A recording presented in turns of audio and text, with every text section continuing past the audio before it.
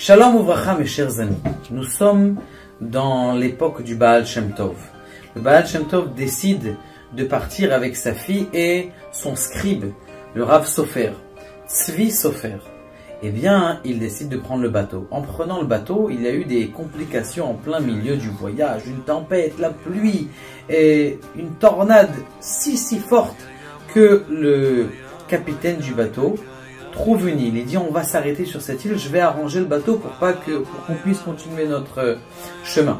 Ce qui s'est passé, c'est qu'ils sont arrivés dans une île déserte où il y avait des indigènes. Ils ont attrapé tous les passagers du bateau et ils les ont accrochés, ils allaient les manger. Et le Rav Sofer, il était attaché avec le Baal Shem Tov dans cette île d'indigènes qui voulaient les manger, ils allaient les brûler sur le buffet. Et tellement de torpeur, c'est que le Rav Sofer, il dit au Baal Shem Tov, il dit, est-ce que tu te rappelles un petit peu de Torah? Il dit, non, je suis tellement traumatisé. Le Baal Shem Tov dit aussi, je suis tellement pris que je n'arrive même pas, il faut qu'on ait de la Torah, qu'est-ce qu'on fait? Le Baal Shem Tov, il a dit, c'est vrai que moi aussi je me rappelle de rien, j'arrive pas à me rappeler de quelque chose, on est tellement pris, on va faire juste le Aleph Bet.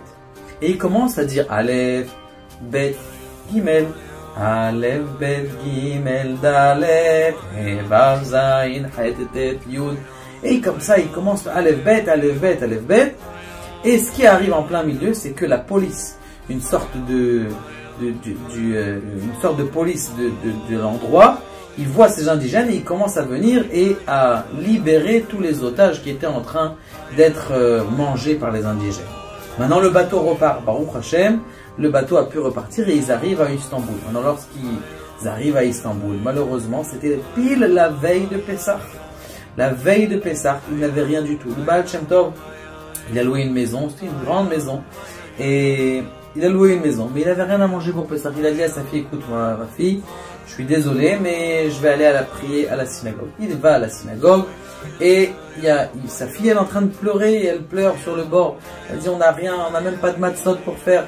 Et il y a un juif qui lui dit, pourquoi tu pleures, ma fille? Il lui dit, on n'a rien pour faire les fêtes. Elle dit, est-ce que ça t'intéresse? Est-ce que je peux venir habiter chez vous, moi et ma femme? Il dit, mais écoutez, j'ai pas de problème, vous pouvez venir, j'imagine que mon père il sera d'accord, c'est un homme qui fait beaucoup de bien. Mais dis, écoute, je connais ton père, je sais que c'est le Baal Shem Tov, laisse-nous rentrer. Nous avons amené, on a préparé toutes les salades, les matzot, tout ce qu'on a besoin pour le Seder. Est-ce que tu nous permets? Avec plaisir. Elle arrive, elle était tellement heureuse, tout ce qu'elle avait pleuré, de passer un Seder comme ça à Istanbul, complètement perdu en plein milieu du fin fond de rien du tout.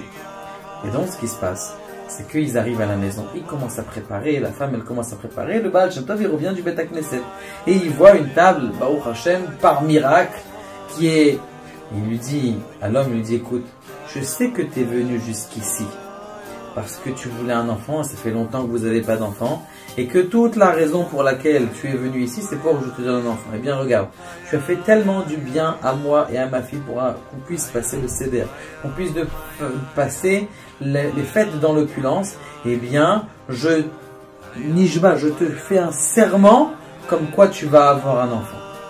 Et là, le Baal Shem Tov, il se concentre, bizarrement, comme s'il avait entendu quelque chose, ou une voix qui est sortie comme ça. Il a dit, mon cher Baal Shem Tov, tu as perdu tout ton monde futur. Il dit, pourquoi il a perdu tout son monde futur? Parce que tu as promis un enfant à des gens qui ne sont pas censés avoir d'enfant. Le Baal Shem Tov, il se met à sourire encore plus.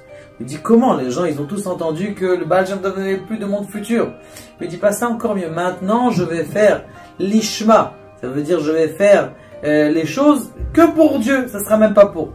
Et juste après, il y a encore une autre voix qui sort, qui dit, puisque le Baal Shem Tov, tu travailles l'ishma, c'est-à-dire de façon désintéressée, eh bien maintenant, ton sachar, ton salaire est encore plus grand.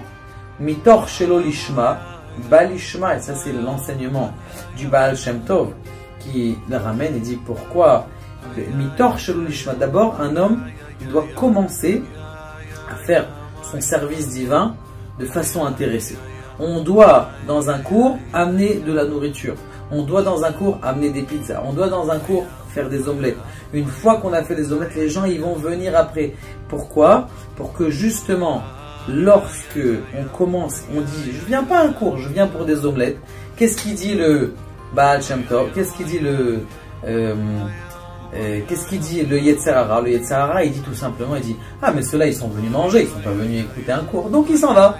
Alors que si on dit on va venir à un cours, le Yetzer Hara il vient, il s'attaque, il dit ah il y a un cours, je viens, je leur fais le balagan. Alors que quand tu mets une petite Seouda, il dit bon ils sont venus pour la Seouda. C'est ce qu'on dit mitor shelo lishma ba lishma. C'est pour ça que d'abord il faut inviter les gens à quelque chose qui est intéressé, et de cet intérêt-là va venir la façon, le service divin qui est désintéressé. Il faut savoir, comme il dit le Rambam, que l'essentiel d'un homme, c'est d'arriver à faire une mitzvah dans sa vie qui est complètement désintéressée pour Dieu. Et en tout cas, le Baal Shem Tov nous a montré comment il a pu le faire grâce à cette histoire-là, de cet enfant qu'il a donné à ce couple qui n'en avait pas. Baruch Adonai,